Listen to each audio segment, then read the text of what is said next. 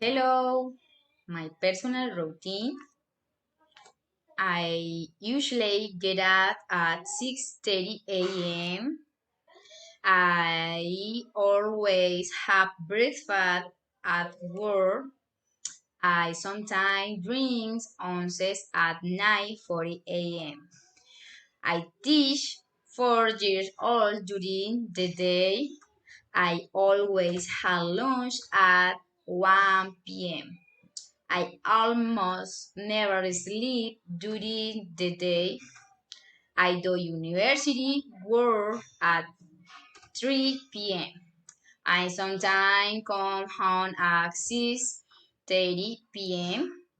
I usually go to cheerleading practice at 8 p.m.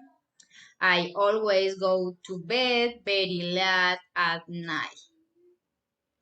Thank you. Bye bye.